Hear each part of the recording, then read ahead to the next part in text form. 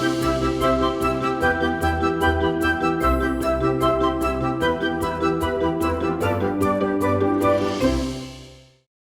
And good afternoon. आप सभी के लिए एक बार फिर से हाजिर हैं अपने खास शो के साथ। आज लगातार दूसरे दिन बाजार में तेजी देखी जा रही है और उसके पीछे कई कारण भी हैं। एक तरफ प्रधानमंत्री मोदी, पुतिन और शी जिनपिंग, इनकी मुलाकात चर्चा में है, जिसका कहीं ना कहीं बाजार पर असर देखने को मिल रहा है। वहीं दूसरी तरफ कल यानी कि 3 और 4 सितंबर को जीएसटी काउंसिल की मीटिंग भी होने वाली है और उससे पहले भी बाजार में हलचल देखने को मिल रही है।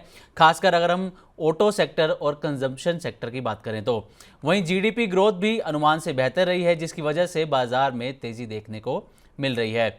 अगस्त में जीएसटी कलेक्शन भी पिछले साल के मुकाबले 6.5% तक बढ़ता हुआ नजर आया है। इसके अलावा भी आज कई नई डेवलपमेंट्स हैं जिनका इम्पैक्ट बाजार पर पड़ता हुआ नजर आ सकता है। तो आज इन तमाम मुद्दों पर बातचीत होगी और हमेशा की तरह आज भी स्टॉक मार्केट से जुड़े आपके सभी सवालों का जवाब देने की हमारी कोशिश रहेगी। बाजार से जुड़ी जो भी आपकी कन्फ्यूजन होगी, जो भी आपकी क्वेरी है, उसे भी दूर करने का हमारा लगातार प्रयास रहता है। तो चलिए शो की शुरुआत करते हैं और सबसे पहले नज़र डाल लेते हैं आज के मार्केट पर। आज है नए महीने और पहले हफ्ते का दूसरा कारोबारी दिन और बाजार में तेजी देखी जा रही है। अलग अलग इंडेक्सेस की बात की जाए तो निफ्टी हो, सेंसेक्स हो, निफ्टी बैंक हो, निफ्टी आईटी हो, सभी में यहाँ पर तेज़ी देखने को मिल रही है। और एक बार लाइव मार्केट पर भी नज़र डाल लेते हैं तो निफ्टी इसमें 114 अंकों की फिलहाल तेज़ी देखने को मिल रही है। सेंसेक्स में अच्छी खासी तेज़ी है, 340 अंकों के आसपास इसमें बढ़ोतरी देखने को मिल रही है। निफ्टी बैंक इसमें मामूली सी तेज़ी है, इस सेक्टर पर दबाव भी नजर आ रहा है। फिलहाल ये 23 अंकों की तेजी के साथ कारोबार करता हुआ नजर आ रहा है। पिछले हफ्ते निफ्टी बैंक में 2000 पॉइंट्स तक की बड़ी गिरावट भी देखने को मिली थी। निफ्टी आईटी की बात करें तो इसमें अच्छी खासी तेजी है, 250 अंकों की तेजी के साथ कारोबार कर रहा है। स्मॉल कैप इंडेक्स इसमें शानदार तेजी नजर आ रही है और 500 अंकों से ज़्यादा की तेजी के साथ स्मॉल कैप इंडेक्स जो है वो कारोबार करता हुआ यहाँ पर नजर आ रहा है। तो ये तो हो गए आज के मार्केट का हाल। अब बात करते हैं कुछ निफ्टी के गेनर्स और लूजर्स की भी। तो चलिए एक एक करके निफ्टी, मिड कैप और स्मॉल कैप के गेनर लूजर पर नजर डालते हैं। सबसे पहले निफ्टी गेनर्स की बात करें तो इसमें पहला नाम आता है पावर ग्रिड कॉरपोरेशन का, इसमें तेजी है। कोल इंडिया, एनटीपीसी, रिलायंस इंडस्ट्रीज, इसमें आज तेजी देखने को मिल रही है। निफ्टी लूजर्स की बात करें तो doctor Reddy's lab, Asian paints, एम&एम और अल्ट्राटेक सीमेंट, ये निफ्टी के लूजर्स फिलहाल नजर आ रहे हैं। मिड कैप गेनर्स इनमें नैल्को, आरवीएनएल, अपोलो टायर्स और एनएमडीसी, ये कुछ मिड कैप के गेनर्स आज बाजार में नजर आ रहे हैं। मिड कैप लूजर्स पर अगर नजर डालें तो tube investment, AU small finance bank, UPL और इंडस टावर्स, ये कुछ आज मिड कैप लूजर्स की कतार में रहे हैं।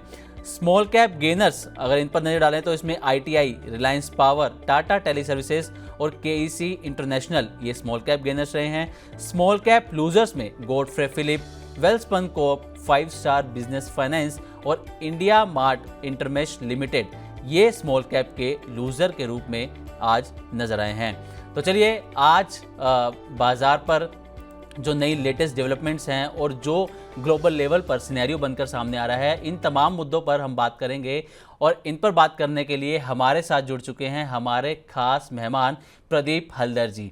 प्रदीप सर, आपका बहुत बहुत स्वागत है सर, और शुक्रिया अपना कीमती समय मनी 9 और मनी 9 के व्यूअर्स को देने के लिए सर। गुड आफ्टरनून सर, आपको एंड सारे व्यूअर्स को, and thank you for having me on your show. जी सर, सबसे पहले सर आपसे सवाल यही रहेगा कि बाजार को आज किस तरीके से आप देख रहे हैं, और क्योंकि सितंबर है, अगर पिछले साल का सितंबर देखें तो निफ्टी ने हाई लगाता हुआ निफ्टी नज़र आया था, लेकिन उसके बाद से जो है वो निफ्टी में एक लगातार कहें कि गिरावट नज़र आ रही है। तो क्या ये सितंबर पिछले सितंबर की तरह अच्छा होने वाला है, या फिर इसमें जैसे अभी पिछले एक साल में परफॉर्मेंस रही है वैसे ही परफॉर्मेंस नज़र आने वाली है? देखिए, बेसिकली इस बार माहौल थोड़ा अलग है और हमने देखा कि अलग अलग जियोपॉलिटिकल टेंशंस, टैरिफ, अलग अलग चीज़ें हुए हैं। Globally and as well as India level में भी बहुत सारा डेवलपमेंट अभी चल रहा है। जैसा कि मैं आपको सुन रहा था, आपने बताया कि जीएसटी काउंसिल का बैठक अभी है, बहुत ही इंपॉर्टेंट होने वाला है ये जो कमेटी का बैठक होने वाला है। सो देखिए, निफ्टी और बैंक निफ्टी स्पेशली अगर हम मार्केट को थोड़ा स्टडी करेंगे, प्राइस एक्शन को अगर हम थोड़ा रीड करेंगे, तो बहुत ही इंटरेस्टिंग चीज यही है कि मार्केट लगातार लास्ट 3 महीने से हमने देखा कि 2 से 3 दिन हार्डली 25,000 के ऊपर सस्टेन किया, 25,200 के ऊपर और 1 से 2 दिन सस्टेन किया, लेकिन टिकता नहीं है 25,000 के ऊपर। और एक सपोर्ट बनाया था 24,400 के अराउंड, वो सपोर्ट थोड़ा नीचे करके 24,350 24,300 के आसपास मेंटेन किया। लास्ट 3 महीने से लगातार 24,350 से लेके 25,000 के आसपास ये जो रेसिस्टेंस बना रहा है, बार बार 25,000 के आसपास आता है और एक बार सेलिंग प्रेशर देखने को मिलता है। ये जो रेंज बाउंड मार्केट ट्रेड हो रहा है बहुत ही इंटरेस्टिंग। आप एक तरह देखा जाए तो ये पॉजिटिव ही है। क्यों? क्यों मार्केट नीचे नहीं आ रहा है, और जिस तरीके से टैरिफ लगाया गया है इसका इफेक्ट कुछ उतना हुआ नहीं अभी। मार्केट को नीचे जाना चाहिए था। मार्केट जितने भी डोमेस्टिक्स न्यूज आया दिवाली में, GST cutting and all kind of thing, rate cut हुआ एंड हमने देखा मॉनसून भी अच्छा था, और डोमेस्टिक्स जो कंजम्पशन थीम है वो थीम को अगर थोड़ा अभी इंडियन मार्केट जो है फोकस करे। आप एफआईआई डीआईआई का भी अगर बाइंग सेलिंग हम कैलकुलेशन करके देखेंगे, बहुत टाइम से जो फॉरेन इंस्टीट्यूशनल इन्वेस्टर्स है उन लोगों का सेलिंग प्रेशर कम हो ही नहीं रहा है, लगातार जो है सेलिंग प्रेशर देखने को मिल रहा है मार्केट पे। अब द थिंग इसकी, यही मार्केट को अगर 2016 2017 पे अगर आपने देखा है उस टाइम पे मार्केट एफआईआई का अगर सेलिंग ये एक न्यूज आता है तो 1 2 महीना 3 महीना तो मार्केट चलता ही नहीं था, उल्टा मार्केट नीचे आ जाता था बहुत तेजी से। अभी का मार्केट, अभी का सिनारियो अच्छा है। जो डोमेस्टिक इंस्टीट्यूशनल इन्वेस्टर है इनसे लगातार बाइंग आ रहा है। अब देखेंगे as per the amphi data भी 25,000 26,000 करोड़ से ऊपर डीआईआई बाइंग कर रहे हैं इंडिया में। सो कहीं ना कहीं एक न्यूट्रल व्यू मेरा अभी है, क्योंकि we need to respect the price actions. 25,000 के ऊपर मार्केट सस्टेन नहीं हो रहा है, 24,350 के नीचे निफ्टी नहीं आ रहा है। और बैंक निफ्टी का कंपेयर करके देखेंगे, बैंक निफ्टी थोड़ा मुझे लगता है कि अभी ज़्यादा जो है खराब है। अभी भी कंपेयर करेंगे तो निफ्टी के साथ बैंक निफ्टी रिसेंटली एक जो मेजर सपोर्ट है 54,900 के आसपास, 54,900 के आसपास से एक सपोर्ट जो है ब्रेक करके नीचे आया था। 53,600 53,500 के आसपास एक सपोर्ट है, सपोर्ट को मेंटेन किया। अभी 54,020 के आसपास चल रहा है। अगर ये जो 54,000 का जोन है इसको बैंक निफ्टी होल्ड करा पाता है, फिर से आपको एक बार जो है हायर प्राइस देखने को मिलेगा। लेकिन चार्ट में ओवरऑल नेगेटिव ही है, खराब ही है। पॉजिटिव होगा कब? जब फिर से बैंक निफ्टी 54,900 के ऊपर जाके क्लोजिंग मिलेगा तब।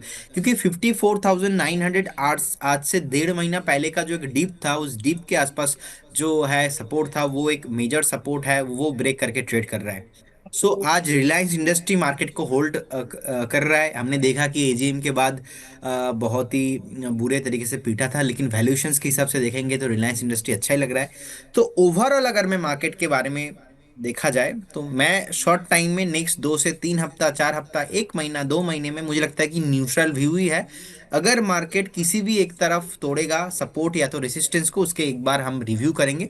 लेकिन अगर इस बार मार्केट एक हफ्ता, actually I need 1 week breakout, ये 2 दिन 3 दिन है जो 25,000 के ऊपर सस्टेन हो रहा है और सेलिंग प्रेशर देखने को मिल रहा है, इसका कंफर्मेशन आ जाएंगे अगर एक हफ्ता निफ्टी 25,000 के ऊपर सस्टेन होता है तो अभी के लिए आपको 3 सेक्टर या तो स्टॉक्स ऐसे जहां पे फॉलो करना चाहिए। एक तो जहां पे फंडामेंटल अच्छा हो, जहां पे फंडामेंटल अच्छा एंड टेक्निकल अच्छा एंड एक बेस बनता हुआ दिखाई दे रहा है चार्ट में। थर्ड, जहां पे क्वार्टरली रिजल्ट अच्छा आया हो। अगर ऐसा 3 रीजन में से एक दो रीजन भी कोई भी सेक्टर या कोई भी स्टॉक्स में देखने को मिल रहा है, मैं बाई करने के लिए रेडी हूं। बाकी इंडेक्स लेवल पे अभी कोई ट्रेड नहीं करेंगे, थोड़ा अवॉइड करेंगे, रेंज बाउंड रहने वाला है जी सर।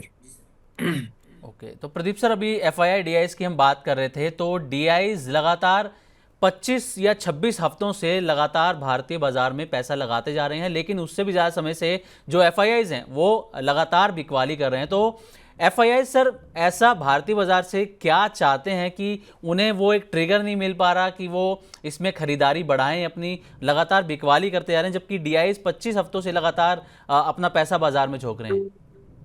देखिए क्या चाहिए नहीं चाहिए, तो देखो मैं सीधा सीधा, मुझे तो चाहिए टैक्स कम करना चाहिए, ऐसा लगता है। अभी तो टैक्स गवर्नमेंट कम करेगा नहीं, लेकिन रिसेंटली जो सेबी चेयरपर्सन है उनके आप स्टेटमेंट देखेंगे, पांडे जी, उन्होंने बार बार बताया कि एफआईआई ने एफपीआई है उनके लिए जो रेगुलेशन है, रेगुलेशन तो है थोड़ा बहुत कम होना चाहिए।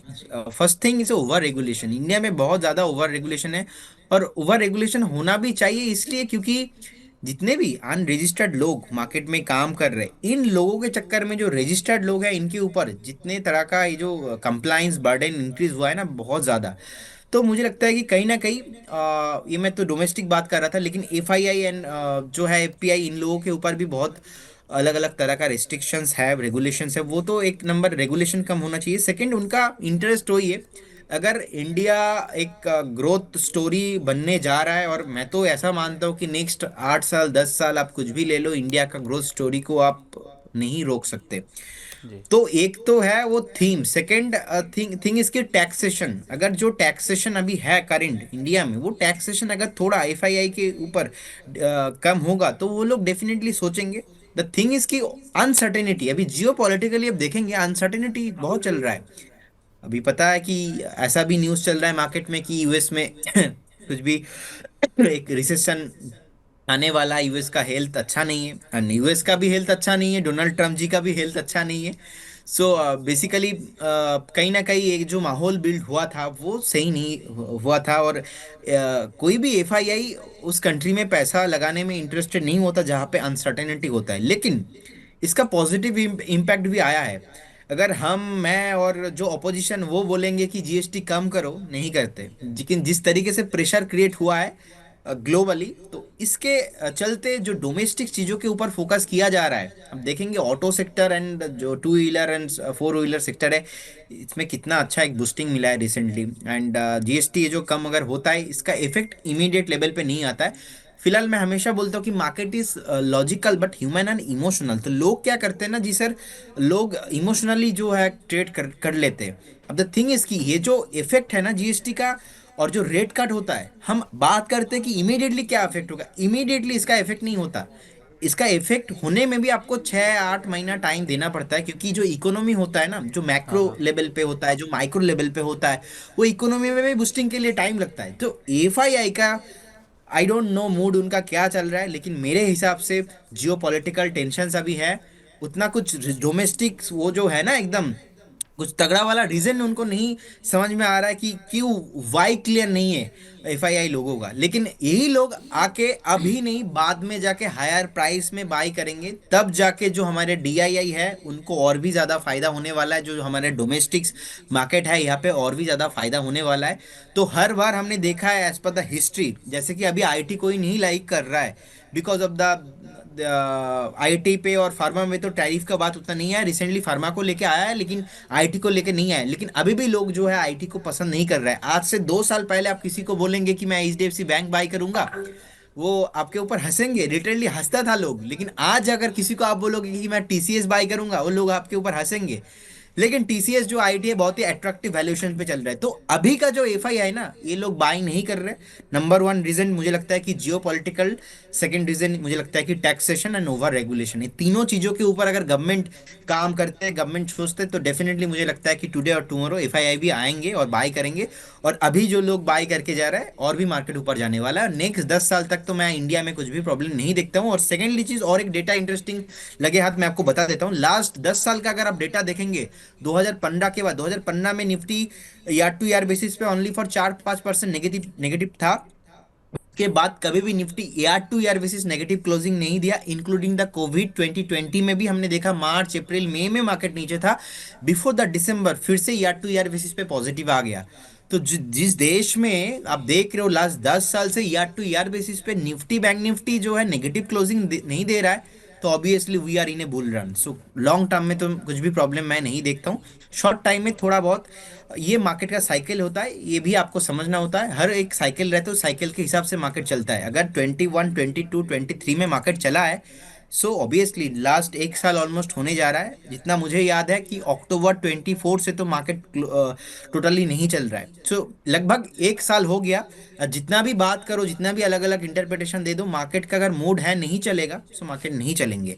सो थोड़ा टाइम दीजिए, पेशेंस रखिए। जो मैंने 3 कारण बोला, 3 रीजन बोला, अगर ए रीजन के साथ आपका साइकोलॉजी मैच करते हैं तो फिर आप बाय ऑन डिप करते जाइए, अच्छा फंडामेंटल स्टॉक्स में निवेश कीजिए। जी सर। सर, जियोपॉलिटिकल टेंशन की हम बात कर रहे हैं तो कल एक तस्वीर काफ़ी वायरल भी हो रही थी सोशल मीडिया पर एससीओ समिट की, जिसमें प्रधानमंत्री मोदी, पुतिन और जिनपिंग तीनों एक तस्वीर में नज़र आ रहे थे। और तस्वीर वो उस तस्वीर का सर, या ये जो एससीओ समिट में जो इनकी मुलाकात हुई है, पहले तो ये क्या मैसेज दे रही है, खासकर अगर मार्केट के लिहाज से हम देखें। और दूसरा, चीन ने एक बयान भी दिया कि भारत हमारा विरोधी नहीं है बल्कि एक डेवलपमेंट पार्टनर है हमारा। तो यहाँ पर चीन के भी सुर बदलते हुए नजर आ रहे हैं। दूसरी तरफ जो डोनाल्ड ट्रंप हैं वो एक अलग थलग पड़ते हुए नजर आ रहे हैं। और कल उन्होंने एक सोशल मीडिया पोस्ट भी किया जिसमें उन्होंने कहा कि भाई, भारत अपना सामान तो हमें बेच देता है लेकिन हमारे लिए अपने बाजार नहीं खोल रहा है। तो सर, इस पूरे सिनेरियो को आप कैसे देखते हैं, खासकर मार्केट के लिहाज से अगर देखा जाए तो इसका क्या इम्पैक्ट हो सकता है? क्या नेगेटिव इम्पैक्ट इसका आएगा या पॉजिटिव इम्पैक्ट आने वाले समय में देखने को मिलेगा? देखिए, मुझे तो नेगेटिव इम्पैक्ट कहीं पे भी लगा नहीं। ऑब्वियसली इनडायरेक्टली देखा जाए तो मोदी जी एक आपको कुछ ना कह के भी बहुत कुछ कह गए ट्रम्प जी को, कि अगर आप नहीं बोलेंगे तो हमारे पास तो बहुत सारे ऑप्शंस है। हाँ, चीन के प्रेसिडेंट के साथ मुलाकात हो रहा है, रशिया के प्रेसिडेंट के, अलग अलग कंट्रीज के साथ। तो एक कंट्री के साथ अगर हम बिजनेस नहीं करेंगे तो और 10 कंट्री हमारे साथ है, हमारे दोस्ती के जो हाथ है वो आगे करके वो लोग आ रहे। तो ये तो नंबर वन एक था। सेकंड थिंग की ट्रम्प साहब ने जो मैसेज दिया है, तो कहीं ना कहीं ये सच्चाई है। इंडिया तो टैरिफ लगाता है। वो अगर जैसे ही हमारे ऊपर बात आया तो हम उस टाइम पे, मैं आपको इंडिपेंडेंटली व्यू बता रहा हूँ, मैं कोई भी पॉलिटिकल व्यू भी मेरा नहीं है। बात तो सही है कि इंडिया तो देखिए टैक्स तो लेता है। अब देखेंगे टेस्ला जब आया है इंडिया में कितना टैक्स ले रहा है टेस्ला के ऊपर। सो कहीं ना कहीं बात तो देखिए सही है। वो एक जो नाराजगी है, जो एक डिसअपॉइंटेड राम जी ने फील किया है, तो कहीं ना कहीं उसमें थोड़ा बहुत सच्चाई है। लेकिन उनका जो अलग अलग देशों के साथ रिलेशन रहा है, अगर यही बात अभी उनका क्या है ना, रिसेंटली देखिए, मुझे ऐसा लगता है अगर आपको यही स्टेटमेंट देना था कल उन्होंने जो ट्वीट किया, और यही स्टेटमेंट आपने 4 महीना पहले क्यों नहीं बताया, 5 महीना पहले क्यों नहीं बताया? आप बता रहे हो जीतने के बाद, पावर में आने के बाद, तब जाके आप टैरिफ का बात बता रहे हो, उससे पहले दोस्त थे। तो सर, इकोनॉमी में ना कोई भी कंट्री किसी का दोस्त नहीं होता। ठीक से मुझे जितना समझ में आया है, सब कन्फ्लिक्ट ऑफ इंटरेस्ट होता है अपना अपना। अभी चीन को बिजनेस करना है, इंडिया को चीन के साथ, रसिया के साथ बिजनेस करना है, बस वही दोस्ती होता है और कुछ नहीं। और बाकी सर और एक चीज होता है कि enemy enemy equal to friend. So right. वही हो गया अभी, enemy enemy equal to friend हो गया।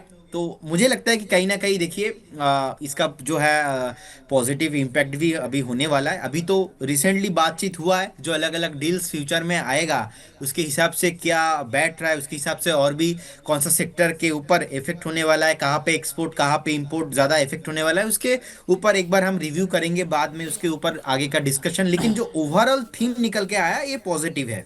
क्योंकि अगर डोनाल्ड ट्रम्प जी को दुनिया का one of the most powerful president माना जाता है, सो अगर उन्होंने ऐसा स्टेटमेंट इंडिया के ऊपर बार बार दिया है तो उसके अगेंस्ट पे, जहाँ पे रशिया एंड चीन जैसे, आपको याद होगा उस टाइम पे कोविड के टाइम पे, कोविड या तो कोविड के 1 साल बाद ही, आपको याद होगा उस टाइम पे टिकटॉक भी बंद कर दिया था इंडिया ने, राइट? जी। तो इंडिया ने तब राइट। स्टेटमेंट दिया था कि इंडिया से डेटा बाहर जा रहा है, डेटा सेल हो रहा है, चाइनीज कंपनीज अपना डेटा चुरा के भाग रहा है। तो तब तो दोस्ती नहीं था जी सर, तो अभी क्यों दोस्ती है? तो वही है, टाइम, हर किसी का टाइम आता है। तो अभी टाइम जी इंडिया का ही है, और इंडिया के साथ अलग अलग कंट्री का और भी दोस्ती होने वाला है। अगर एक कंट्री के साथ प्रॉब्लम हो रहा है और कोई 5-10 कंट्री आगे आ जाएंगे, लेकिन इंडिया का ग्रोथ स्टोरी ये चलने वाला है, इसको कोई रोक नहीं सकता।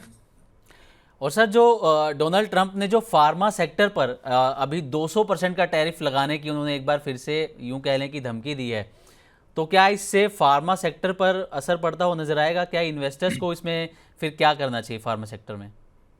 देखिए, धमकी दिया है और अभी लगा नहीं है, ऑब्वियसली इसका इफेक्ट जी। तो आना है। कैसा होता है, अगर फार्मा सेक्टर में एक टैरिफ लगता है, इसका इफेक्ट नेक्स्ट ना क्वार्टरली, नेक्स्ट 6 महीना 8 महीने में दिखाई देता है। अब शॉर्ट टर्म में सेंटीमेंट काम करता है मार्केट में, तो सेंटीमेंट थोड़ा बहुत खराब हो सकता है। लेकिन अब ओवरऑल सिनारियो देखेंगे, मार्केट ने ऑलरेडी डिस्काउंट कर दिया है। वो होता है ना कि एक चीज आप इतना मत डराओ कि डर ही ना रहा है। तो उन्होंने इतना कुछ बोल दिया और इतना कुछ उन्होंने हरकतें कर दिया। पीपल कॉल देम कि ये साइको आदमी है, इनको कुछ भी जो है उल्टा सीधा बातें करते रहते हैं। तो अलग अलग लोगों का अलग अलग इंटरप्रिटेशन है। तो मैं ऐसे देखता हूँ कि ऑलरेडी मार्केट ने डिस्काउंट कर दिया है चीज़ों को, लेकिन इसका इफेक्ट थोड़ा बहुत जो है कंटिन्यू रहने वाला है हमारी इकोनॉमी के ऊपर। अगर फार्मा सेक्टर पे आता है तो ऑब्वियसली फार्मा सेक्टर के ऊपर भी छोटा मोटा एक जो है डीप देखने को हमें मिलेगा। बट वो बाइंग अपॉर्चुनिटी रहेगा according to me.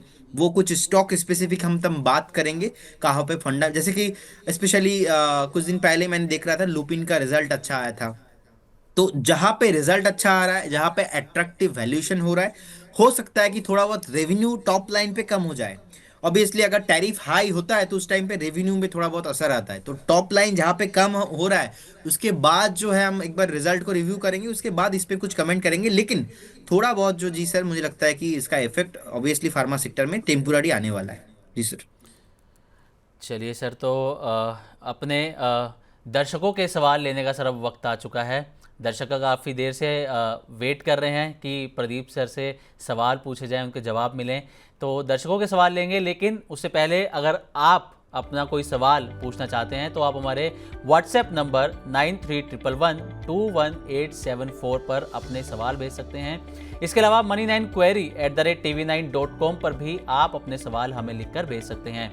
X platform, Facebook, YouTube comment के ज़रिए भी आप हमसे अपना सवाल पूछ सकते हैं, और अपनी पूरी जानकारी के साथ अगर हमें आप सवाल लिख के देंगे तो हम अच्छे से अपने जो एक्सपर्ट्स हैं उनसे आपके सवालों के जवाब दिलवाने की हमारी कोशिश रहेगी।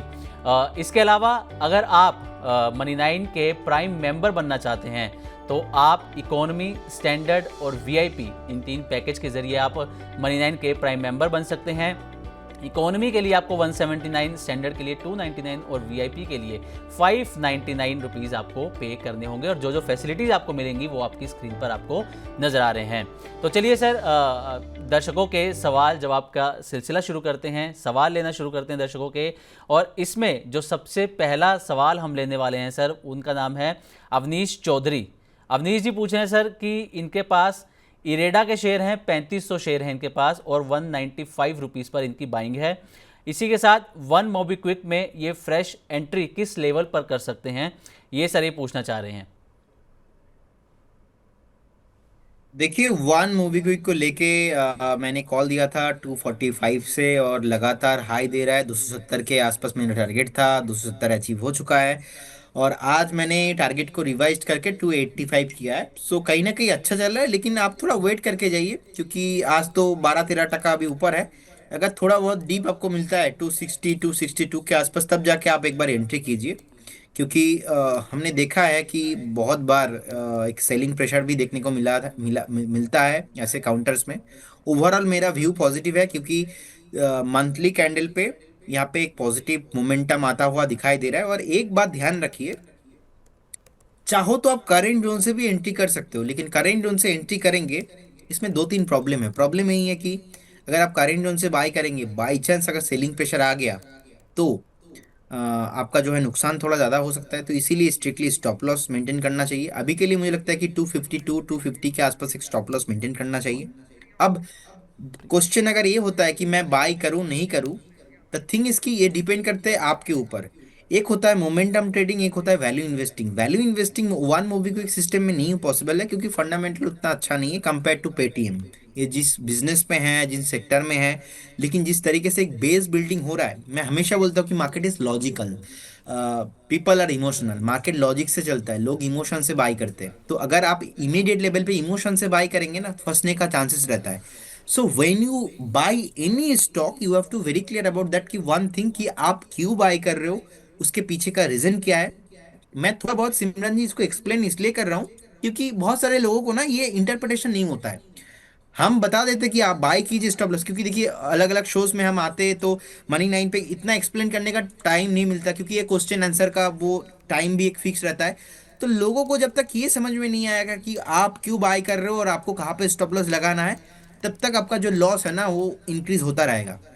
मुझे लगता है कि मूवी क्विक हमने 2 दिन पहले डिस्कशन किया था, 245 248 के आसपास, 270 के आसपास तो टारगेट था, आ चुका है टारगेट अभी 285 290 मुझे लग रहा है। और इंटरेस्टिंग फैक्ट ये है कि स्विगी का पैटर्न जैसे घुमा है, ओला का पैटर्न जैसे घुमा है, वैसे ही वन मूवी क्विक का चार्ट में देखने को मिल रहा है। एक बार आप स्टॉप लॉस मेंटेन कीजिए 252 का आसपास, और जितने नीचे खरीद पाए उतना आपके लिए अच्छा है। But overall chart looking attractive, मैं पॉजिटिव हूँ। बाकी इरिदा को लेके भी मैं पॉजिटिव हूँ।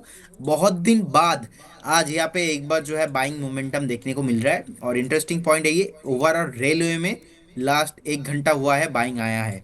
बाइंग एक यहाँ पे जो है डिमांड आ रहा है। सो मुझे लगता है कि ये नेक्स्ट 4 से 5 डेज कैरी फॉरवर्ड होने वाला है। होल्ड करने का सलाह रहेगा जिनके पास अभी है। लेकिन अगर आप बाय करके जाते हो तो मेरा व्यू यही है, शॉर्ट टर्म ना रख के नेक्स्ट 3 से 4 महीने का व्यू रखिए, तब जाके आपको यहाँ पे प्रॉफिट हो सकता है। 190 200 बहुत जल्दी आपको आते हुए दिखेंगे। एक 4 से 5 महीने का व्यू रखिए, और जिनके पास अभी पोजीशन है एग्जिस्टिंग पोजीशन, आप एक बार 115 के आसपास स्टॉप लॉस मेंटेन करके होल्ड करने का सलाह रहेगा जी सर। ओके, तो अवनीश जी मोबी क्विक अगर आप फ्रेश एंट्री इसमें करना चाह रहे हैं तो 260 या 262 के लेवल पर आप इसमें फ्रेश एंट्री कर सकते हैं। करंट जोन पे, करंट लेवल पर आपको फ्रेश एंट्री की सलाह नहीं रहेगी, क्योंकि अगर सेलिंग प्रेशर आता है तो आपको ज़्यादा नुकसान इसमें देखने को मिल सकता है। स्टॉप लॉस आप इसमें 252 का एक लेकर चल सकते हैं। इरेडा अगर आपके पास है तो आप इसको होल्ड करके चल सकते हैं। 3 से 4 महीने आप इसमें इंतज़ार कीजिए और इसमें 115 रुपये का आप एक स्टॉप लॉस लेकर चल सकते हैं। अगला सवाल जो है सर वो है आरती जैन जी का। ये पूछ रही है सर कि इनके पास 1550 शेयर हैं अशोक लीलैंड के, 131 रुपये की इनकी खरीदारी है सर। अब ये टारगेट जानना चाहती हैं कि कहाँ तक शेयर जा सकता है। देखिए 131 के आसपास अभी चल रहा है, नियर ऑल टाइम हाई के आसपास ही है। मुझे लगता है कि होल्ड करना चाहिए। And two wheeler and four wheeler जितने भी काउंटर्स है, अच्छा लग रहा है। जीएसटी का बेनिफिट, जीएसटी कटिंग का बेनिफिट भी इन लोगों को मिलने वाला है। ऑल टाइम हाई के आसपास आ चुका है। रिसेंटली 4 से 5 दिन पहले 133 134 के ऊपर क्लोजिंग नहीं दे पाया और फेल हो गया। अगेन 131 132.79 का आज का डे हाई। 135 के ऊपर अगर सस्टेन होता है, आपको new 52 week high, all time high बहुत जल्दी इस काउंटर पे आते हुए दिखेंगे। फंडामेंटली मुझे लगता है कि इसमें वैल्यू बहुत है। तो मिनिमम आपको अगर बेचना है इस काउंटर को, 6 महीने का व्यू रखिए। 185 200 के आसपास तो टारगेट निकल के अभी आ रहा है। उससे पहले तो आपको बेचना ही नहीं है, होल्ड करने का सलाह रहेगा। बहुत जल्दी आपको 175 180 आते हुए दिखेंगे। होल्ड करके रखिए, थोड़ा बहुत पेशेंस रखिए, शांति से बैठ जाइए। ये स्टॉक आपको 175 आते हुए दिखेंगे। ओके, तो आरती जी आप इसको होल्ड करके रख सकते हैं। 175 170 के आसपास आपको जल्द ही स्टॉक आता हुआ नजर आएगा। तो चलिए सर, हमारे साथ एक लाइव कॉलर जुड़ चुके हैं, रोहतक से प्रियोम जी इनका नाम है। प्रियोम जी नमस्कार। नमस्कार सर। नमस्कार प्रदीप जी को भी सर। कैसे हैं सर आप? बढ़िया है सर, आप सुनाओ। जी बढ़िया सर, बिल्कुल। प्रियोम जी क्या सवाल है आपका, आप पूछ सकते हैं हमारे एक्सपर्ट से। सर मैंने हुडको ले रखा है सर 230 पे, 200 शेयर हैं और मैं ऐड भी कर सकता हूँ इसका। मैं थोड़ा लॉन्ग टर्म गोल जाना चाहता हूँ, साल भर के लिए। ऊपर जाएगा या नीचे जाएगा ये? आप साल भर का नजरिया लेकर चल रहे हैं सर इसमें? हाँ जी सर, और मैं ऐड भी कर सकता हूँ इसमें 400 500 शेयर में और भी खरीद सकता हूँ। ठीक है। प्रदीप सर, हुडको के 200 शेयर हैं प्रियोम जी के पास, 230 रुपये पर इनकी खरीदारी है। 1 साल तक का इनका होराइजन लेकर चल रहे हैं फिलहाल ये, और ये आगे और भी शेयर इसमें खरीद सकते हैं। तो सर क्या इनकी जो बाइंग है वो सही है, और क्या आगे स्ट्रेटेजी लेकर चल सकते हैं सर ये? देखिए मुझे लगता है कि एक स्टॉक को आगे जाके इतना भी मत खरीदिए जहाँ पे आपका वो होता है ना एक ब्लाइंडली व्यू कि और खरीदूंगा, ऐसा व्यू नहीं होना चाहिए। बाकी स्टॉक अच्छा है, आपका बाइंग भी ज्यादा दूर नहीं है, 217 के आसपास चल रहा है। बने रहिए इस काउंटर के साथ। मेक श्योर एक स्टॉप लॉस आप मेंटेन करके चलिए। स्टॉप लॉस आप 217 चल रहा है, एक बार 192 के आसपास एक स्ट्रिक्टली स्टॉप लॉस मेंटेन कीजिए। 192 रहेगा आपका स्टॉप लॉस। इसमें एक रेसिस्टेंस चार्ट में दिखाई दे रहा है, वो है 225 के अराउंड। सो 225 के आसपास आता है वहां पे एक सेलिंग प्रेशर थोड़ा बहुत आपको देखने को मिलेगा। आज का हाई भी है देखिए 219 के आसपास।